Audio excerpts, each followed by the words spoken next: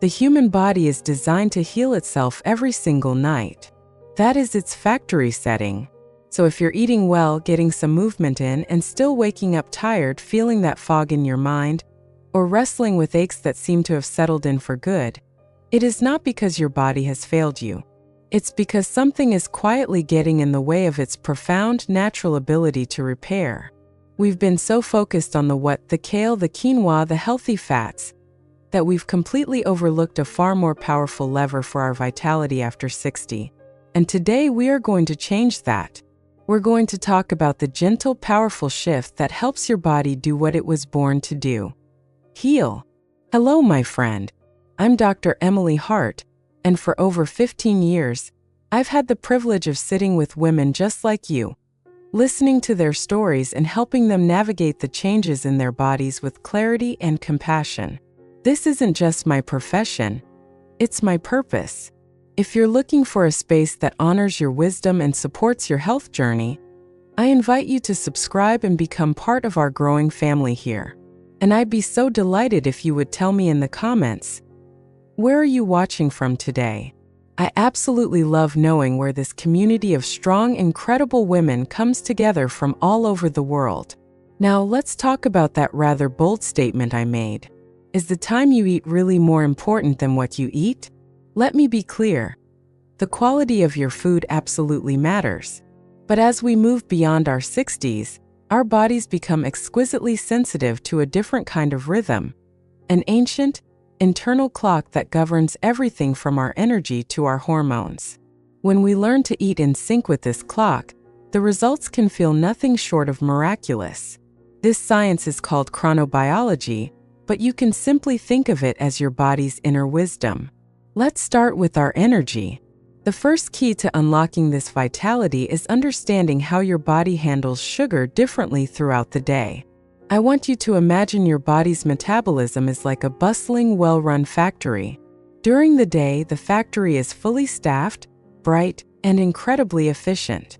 But as evening approaches, the day shift goes home, the lights dim, and a smaller, quieter night crew takes over, focused on cleaning and repairs, not production. I remember a lovely patient of mine. Let's call her Margaret. She was so frustrated. She told me, "Dr. Hart, I eat a beautiful salad with grilled chicken for dinner every night. I've cut out dessert, but I wake up feeling heavy and my energy crashes every afternoon." When we looked deeper, we found that Margaret was eating her healthy dinner at 8:30 or 9 o'clock at night. Here's the science made simple. Your pancreas, the organ that produces insulin to manage blood sugar, is part of the day's shift. It's brilliant and effective at noon, but by 9 p.m., it's packing up its briefcase and heading for the door. When Margaret ate her late dinner, even though it was healthy, she was forcing her tired pancreas to work overtime. The sugar from her meal, even the healthy carbs, lingered in her bloodstream for longer, leading to restless sleep and that groggy, hungover feeling in the morning, even without a drop of alcohol. Her body was starting the day already behind, trying to manage yesterday's fuel. The solution we found for Margaret was astonishingly simple. It wasn't about changing her salad. It was about changing her clock. She started eating that same beautiful meal at 6 p.m. instead of 9 p.m. That was it. Within 2 weeks, she reported waking up before her alarm, feeling clearer and lighter. The afternoon slumps vanished.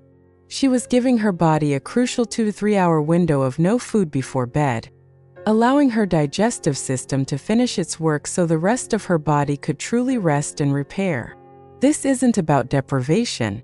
It's about alignment. It's giving your body the gift of time.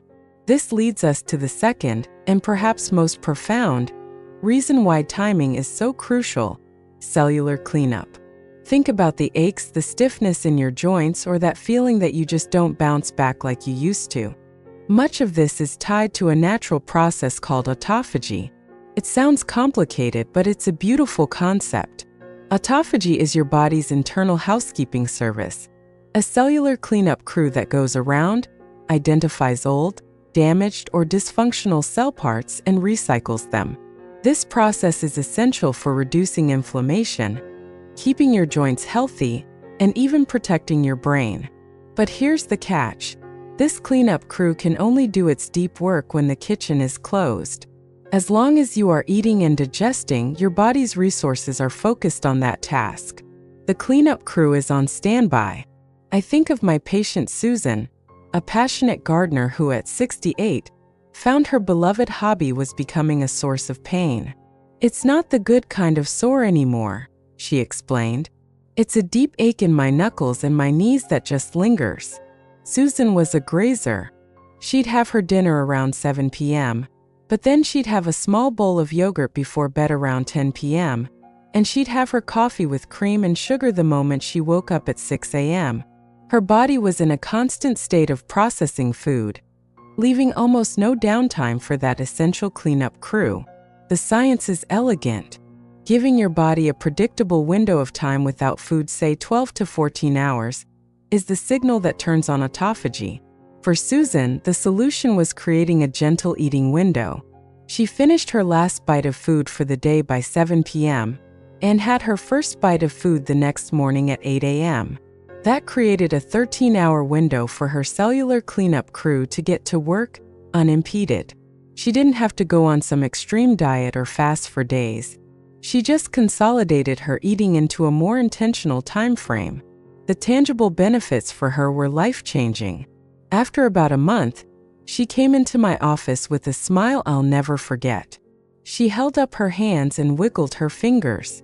"The fire is out," she said. The deep ache had subsided into manageable soreness. She felt more flexible, more resilient. By simply adjusting her meal timing, she had unlocked her body's own powerful anti-inflammatory and restorative system. You can do this too. It is not about starving yourself. It is about creating the sacred space your body needs to rejuvenate from the inside out. And this brings us to our third pillar, hormones and sleep. Oh, the tyranny of waking up at 3 a.m. If you've ever found yourself wide awake in the middle of the night, your mind racing, you know how deeply it can steal the joy from your days. For so many women over 60, we chalk this up to hormones or just getting older. But often it is directly linked to when we last ate. Let me introduce you to Carol. Her story is one I hear so often. She would wake up like clockwork between 2 and 3 in the morning, feeling a little anxious. She'd get up, have a few crackers or a small cookie, thinking it would help her get back to sleep. Instead, she'd often lie awake until dawn.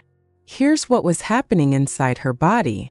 Your two key hormones for sleep and waking are melatonin, the hormone of darkness and sleep, and cortisol, the hormone of stress and alertness. They are supposed to work like a perfect seesaw. As evening falls, melatonin rises and cortisol falls, lulling you to sleep. Cortisol then naturally begins to rise in the early morning to wake you up. But when Carol ate those crackers late at night, her blood sugar would spike. In response, her body would release insulin, and often after that spike comes a crash. When blood sugar drops too low during the night, the body perceives it as a mini emergency and releases cortisol to bring it back up. And just like that, at 3 a.m. her seesaw was flipped. Cortisol, the get-up-and-go hormone, was coursing through her veins, shutting down melatonin production and waking her up with a jolt. The solution for Carol was twofold. First, we shifted her dinner earlier, just like Margaret. Second, we made sure that dinner was rich in protein and healthy fiber. This combination helped keep her blood sugar stable throughout the night. No spike, no crash. Number 3 a.m. cortisol alarm. She stopped the late-night snacks that she thought were her solution, but were actually the root of the problem. The benefit was the most precious gift of all: deep, uninterrupted, restorative sleep. She started sleeping through the night for the first time in years. Her mood improved, her mind felt sharper, and she finally felt like herself again during the day. You have the power to protect your sleep. You can create the hormonal harmony your body craves simply by being mindful of when you close your kitchen for the night. So, does this mean you can eat a pizza every night at 5 p.m. and be perfectly healthy? Of course not. What you eat, the vibrant vegetables, the clean proteins, the healthy fats, will always be the foundation of your wellness. But I hope you can see now that when you eat is the powerful conductor of that beautiful orchestra. Timing is what allows those wonderful nutrients to do their best work. It is the missing ingredient that turns a healthy diet into a truly healing one. My dear friend, your body is not broken. It is wise. It has carried you through decades of life, through joy and struggle, and it holds an incredible capacity for healing. This isn't about adding another strict rule to your life. It is about removing an obstacle. It is about creating a rhythm, a gentle partnership with your body that honors its natural design. You have the power to feel better starting today, not with an expensive supplement or a punishing diet, but with the simple, profound wisdom of time. You are worthy of feeling vibrant. You deserve to wake up with energy and to move through your day with ease and clarity. This journey is yours, and you are more than capable. I would love to continue this conversation with you. Please share in the comments one small change you might consider making this week. It could be as simple as having your cup of tea an hour earlier. Sharing our intentions makes them stronger. Thank you for spending this time with me. Be well and be wonderfully, brilliantly you.